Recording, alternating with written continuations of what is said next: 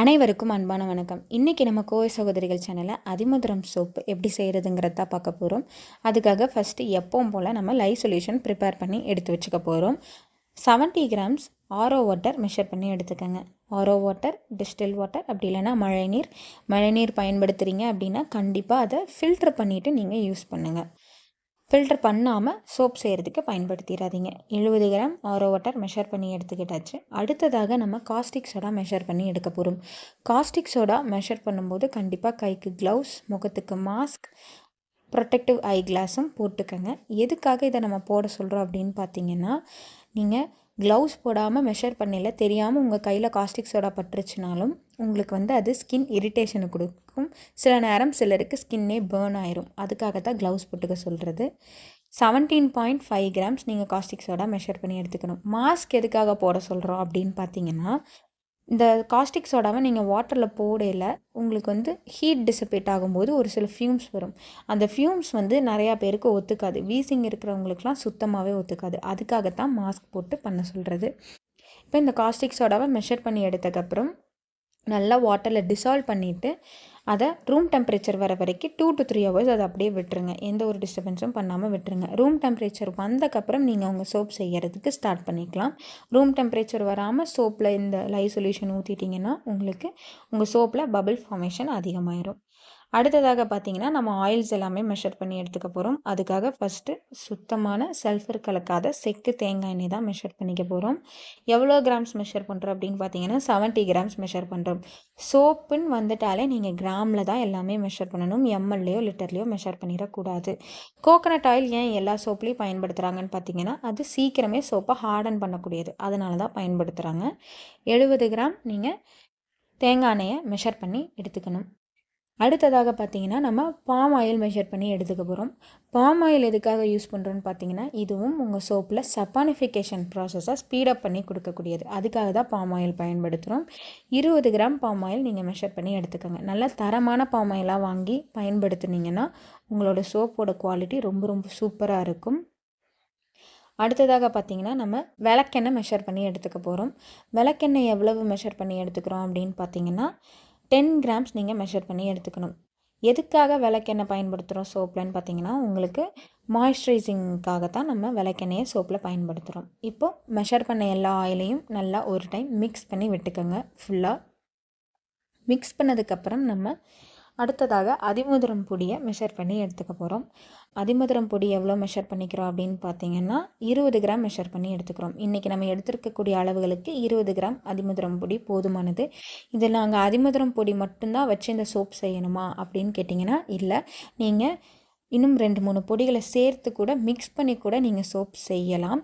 இது பற்றின விவரத்தை நீங்கள் தெரிஞ்சுக்கிறதுக்கு கோவை சகோதரிகள் வாட்ஸ்அப் சேனலில் ஜாயின் பண்ணிக்கோங்க. நீங்கள் எந்த மாதிரி பொடிகளை மிக்ஸ் பண்ணி செய்யலாம், அதிமதுரத்தோட பெனிஃபிட்ஸ் என்ன அப்படிங்கிறத அந்த சேனலில் நாங்கள் பதிவிடுவோம். இப்போது நம்ம மெஷர் பண்ணி வச்ச அதிமதுரம் பொடியை நீங்கள் அந்த ஆயில் கூட நல்லா கொஞ்சம் கொஞ்சமாக போட்டு மிக்ஸ் பண்ணணும். லம்ஸ் ஃபார்ம் ஆகிடக்கூடாது. அதுக்காகத்தான் நான் உங்களை கொஞ்சம் கொஞ்சமாக போட்டு மிக்ஸ் பண்ண சொல்கிறேன். ஏன்னா பொடிகளை நம்ம ஆயிலில் போடும்போது கண்டிப்பாக ஒரு சில நேரத்தில் லம்ஸ் ஃபார்ம் ஆகிறதுக்கு வாய்ப்புகள் இருக்குது. அதனால் பொடியை போட்டுட்டு நல்லா மெதுவாக மிக்ஸ் பண்ணுங்கள். லம்ஸ் எதுவும் ஃபார்ம் ஆகாமல் நல்லா அந்த ஆயில் கூட இந்த பொடி எல்லாமே பிளெண்ட் ஆகணும்.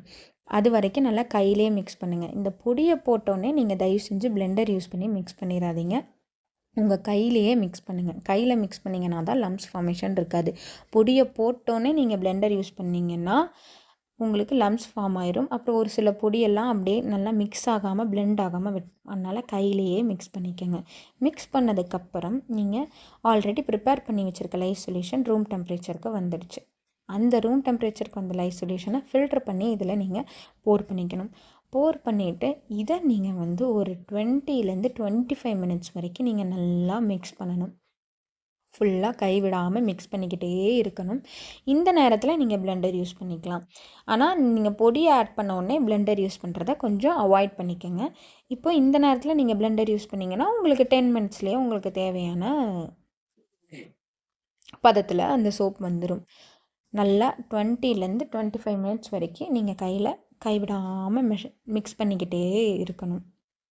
இன்றைக்கி நம்ம எடுத்திருக்க சோப்போட அளவு பார்த்திங்கன்னா உங்களுக்கு 2 சோப்பு தான் வரும். ஓகேங்களா? நான் கொடுத்துருக்க மெஷர்மெண்ட்ஸில். இந்த மெஷர்மெண்ட்டை நீங்கள் ஏதாவது புதுசாக எக்ஸ்பெரிமெண்ட் பண்ண போகிறீங்க, இல்லை நான் சோப்புக்கே நான் பிகினர் சோப் இப்போ தான் நான் செய்ய போகிறேன் அப்படின்னா, கண்டிப்பாக இந்த மெஷர்மெண்ட் யூஸ் பண்ணி நீங்கள் செய்யலாம். ஏன்னா நமக்கு கரெக்டாக வருதா இல்லையா அப்படிங்கிறத நீங்கள் உறுதி பண்ணிக்கிறதுக்கு, இல்லை ரிசர்ச் பண்ணி பார்க்குறதுக்கு இந்த மெஷர்மெண்ட் உங்களுக்கு யூஸாக இருக்கும். நீங்கள் பெரிய பேட்சாக செஞ்சு அந்த சோப் சரியாக வரல அப்படிங்கிற பட்சத்தில் உங்களுக்கு அது ஃபுல்லாமே வேஸ்ட்டாக தான் போகும். அந்த மாதிரி இருக்கிற நேரத்தில் நீங்கள் இந்த மாதிரி சின்ன பேட்சாக ஒரு 2 சோப் அளவுக்கு நீங்கள் செய்யும்போது உங்களுக்கு நீங்கள் அந்த சோப்பில் என்ன மிஸ்டேக் பண்ணியிருக்கீங்கன்னு உங்களுக்கு தெரியும். ரிசர்ச் பண்ணுறதுக்கு ரொம்ப ரொம்ப ஈஸியாக இருக்கும். புதுசாக நீங்கள் ஒரு சோப் செய்கிறீங்க அப்படிங்கும்போது இந்த குவான்டிட்டியில் நீங்கள் செய்யும்போது உங்களுக்கு ஓகே, இந்த மிஸ்டேக் நம்ம பண்ணியிருக்கோம், நெக்ஸ்ட்டு நம்ம கரெக்ட் பண்ணிக்கலாம் இந்தந்த மிஸ்டேக்ஸை அப்படிங்கிறது உங்களால் கெஸ் பண்ணிக்க முடியும். பெரிய பேட்சாக செஞ்சிங்கன்னா உங்களுக்கு பொருளும் லாஸு, எல்லாமே லாஸ் ஆகிரும். அதுக்காக தான் சொல்கிறேன். இப்போ நமக்கு தேவையான பதத்துக்கு வந்துருச்சு. இப்போ அதை நம்ம இங்கே 90 கிராம்ஸ் மோல்டில் நம்ம ஊற்றிக்கிறோம். இந்த மோல்டில் தான் ஊற்றணுங்கிறது கிடையாது. நீங்கள் ஆன்லைனில் உங்களுக்கு நிறையா மோல்டு கிடைக்கிது. நீங்கள் எது வேணாலும் நீங்கள் யூஸ் பண்ணிக்கலாம்.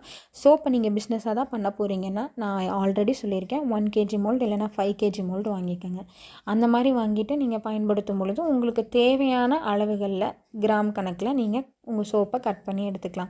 இந்த மாதிரி மோல்டு நீங்கள் வாங்குறீங்க அப்படின்னா உங்களுக்கு இந்த 90 கிராம்ஸ்னால் 90 கிராம்ஸ் மோல்டு, 110 கிராம்ஸ்னால் 110 கிராம்ஸ், இந்த மாதிரி தான் உங்களுக்கு இருக்கும்.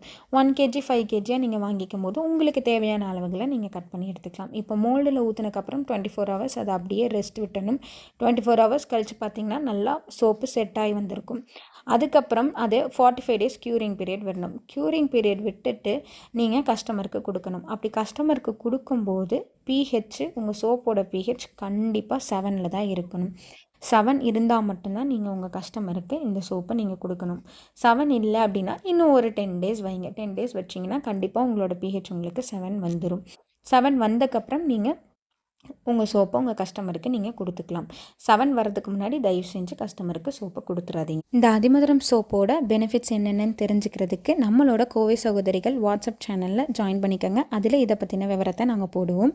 வாட்ஸ்அப் சேனலோட லிங்க்கு உங்களுக்கு டிஸ்கிரிப்ஷன் பாக்ஸில் இருக்குது, அதில் நீங்கள் பார்த்துக்கலாம். சோப்பை பிஸ்னஸாக பண்ணுறவங்க ஆரம்பத்தில் உங்களோட சோப்போட குவாலிட்டியில் நல்லா ஃபோக்கஸ் பண்ணுங்கள். குவாலிட்டியான சோப் நீங்கள் கஸ்டமர்ஸ்க்கு கொடுத்தீங்கனாலே கண்டிப்பாக கஸ்டமர்ஸ் உங்கள்கிட்ட திரும்பி உங்கள் சோப்பை வாங்குவாங்க. அதே மாதிரி பேக்கேஜிங்கும் கொஞ்சம் யூனிக்காக இருக்கிற மாதிரி நீங்கள் பார்த்துக்கோங்க. அதுக்கு கொஞ்சம் மெனக்கிட தான் நீங்கள் வேணும். அந்த மாதிரி பண்ணிங்கன்னா உங்கள் பேக்கேஜிங் வித்தியாசமாக இருக்கும்போது அதுவும் கஸ்டமர்ஸ் அட்ராக்ட் பண்ணும். உங்கள் சோப்பு குவாலிட்டியாக இருக்கும்போது அதுவும் உங்களுக்கு கஸ்டமர்ஸை அட்ராக்ட் பண்ணி கொடுக்கும். அதனால் சோப்பை பிஸ்னஸாக செய்கிறவங்க இது எல்லாத்தையுமே கவனத்தில் வச்சுக்கோங்க. இதே மாதிரி அடுத்து என்ன சோப் வேணுங்கிறத கமெண்ட் பாக்ஸில் சொல்லுங்கள். தேன்மிளகு கலந்து செய்த ஹெர்பல் சோப் நம்மக்கிட்ட விற்பனைக்கு இருக்குது. இதோட ஸ்பெஷாலிட்டி என்னென்னு பார்த்தீங்கன்னா, ஸ்கின் டிசீசஸ் எல்லாத்துக்குமே நல்ல ரிசல்ட் கொடுக்கும். குழந்தைகள் மற்றும் பெண்களுக்கு ஸ்கின் பிரைட்னிங் சோப்பும் நம்மக்கிட்ட விற்பனைக்கு இருக்குது. லைக் பண்ணுங்கள், ஷேர் பண்ணுங்கள், சப்ஸ்கிரைப் பண்ணுங்கள், பெல் ஐக்கானையும் கிளிக் பண்ணிட்டு போங்க. அப்போ தான் நாங்கள் அடுத்தடுத்து போடுற வீடியோக்கான நோட்டிஃபிகேஷன் உங்களுக்கு வரும். அனைவரும் தொடர்ந்து இணைந்து முன்னேறுவோம். நன்றி, வணக்கம்.